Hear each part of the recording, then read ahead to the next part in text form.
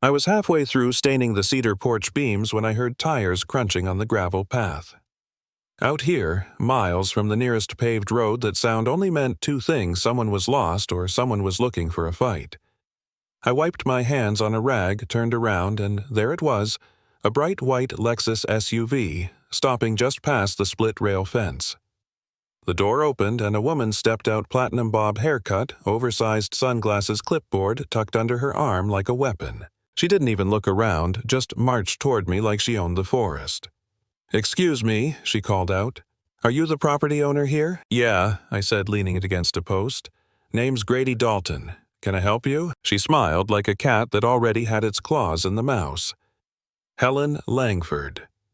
I'm the president of the Pine Brook Meadows Homeowners Association. According to our records, this parcel was originally tied to the HOA when it was formed in 1965. That means you owe nearly 60 years of unpaid dues." I laughed, thinking she had to be joking. This land was my grandfather's hunting cabin. He built it long before Pine Brook existed. It's never been part of any HOA. Helen clicked her pen. "You rebuilt the structure. That constitutes property development under our covenant. Your land lies within 200 feet of the original boundary map, our jurisdiction." "You're reaching," I said, but she just smiled. "I'll be sending you an invoice and a violation notice." "No, you won't," I told her. "There's a natural creek separating this property from Pine Brook. It's the legal boundary. Always has been." She frowned, her voice tightening. "County records can be wrong. Not when they're confirmed by a land surveyor, a title company, and zoning." For a second she faltered. Then her lips curled again. "We'll see what our legal team has to say." "Do that," I said. "And while you're at it, tell them to stop trespassing. You're on private land." She turned heels, crunching in the gravel, climbed back into her Lexus, and sped off without another word. I stood there, half amused, half furious, the sun glinting off the new cedar beams. My grandfather used to say, "They'll try to steal your land with a smile and a clipboard." I never understood it until that afternoon. 3 days later, she came back with backup. 2 cars this time. Her Lexus and a gray SUV with county plates. A man in a cheap charcoal suit stepped out carrying a leather folder. Helen trailed behind him in a red blazer and heels that immediately sank into the dirt. "You're trespassing again," I said without turning. The man cleared his throat. "Mr. Dalton, I'm Alan Dorsey, legal consultant for the Pine Brook Meadows HOA. Miss Langford has retained me to initiate a boundary clarification and dues enforcement action." "So, not an attorney?" I asked. "Not currently licensed in this county, but I've worked with several associations across the state." "So not a lawyer," I repeated. He shifted uncomfortably. "I've been authorized to serve you with this packet." I opened the envelope and skimmed the first page. "This claim has no legal standing," I said. "This parcel isn't under any HOA. I have certified maps, tax records, even a signed letter from zoning confirming it." Helen stepped forward, eyes flashing. "That's your interpretation. The original developer filed a map in the 60s that included this area. It was never formally removed." "You're trying to rewrite history," I said. "That map was abandoned because of the creek. The county has no record of annexation." Alan looked uncomfortable. "Then I suppose this will have to be settled in civil court." "Fine by me," I said. "But if you file a lien based on fraudulent jurisdiction, that's illegal. And if you step foot here again without permission, I'll call the sheriff." Helen's voice dropped an octave. "You don't scare me with empty threats." "Good," I said, pointing toward the tree line, "because I'm not threatening. I'm documenting." Her eyes followed my finger to the blinking red light of a trail camera. Another one hung under the eaves. Motion activated. Night vision. Cloud backup. Her smirk faltered.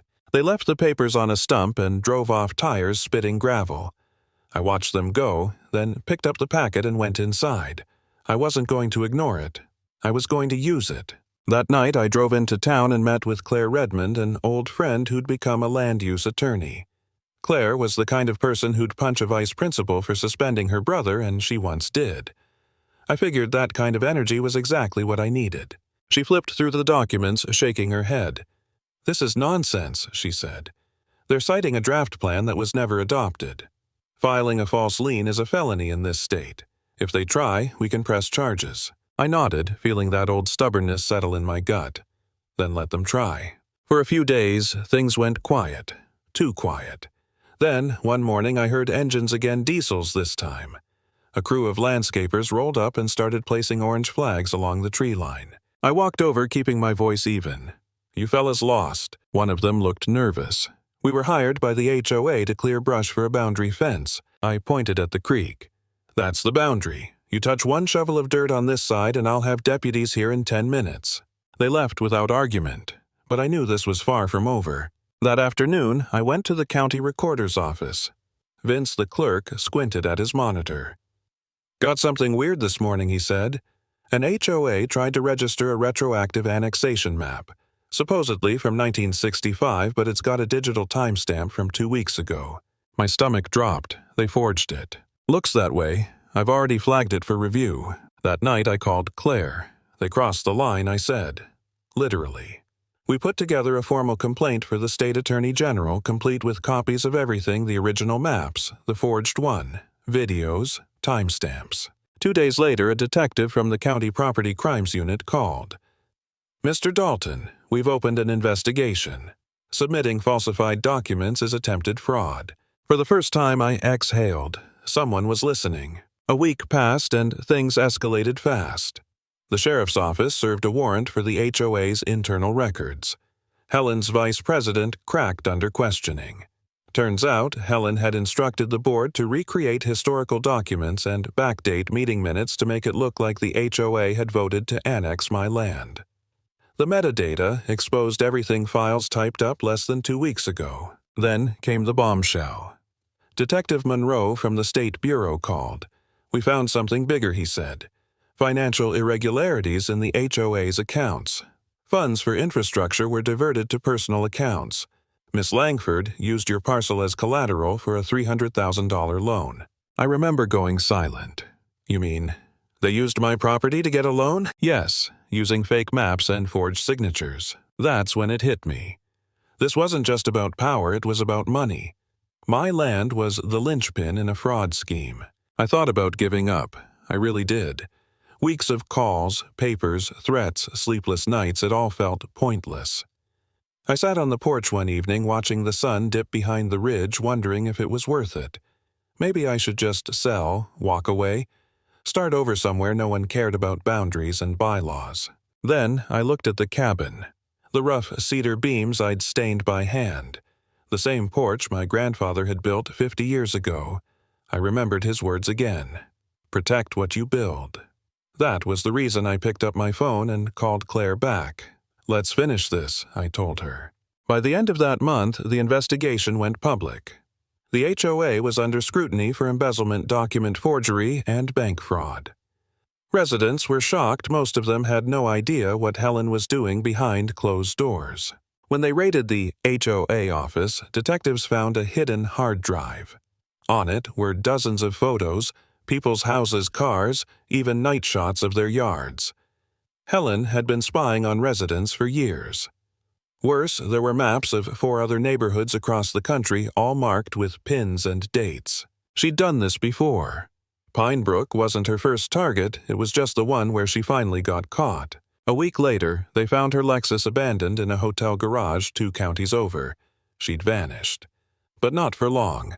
Border agents caught her trying to flee the country on a private charter near the Texas line. When I heard she'd been arrested, I didn't celebrate. I just sat in silence listening to the creak. Justice had taken its time, but it had come.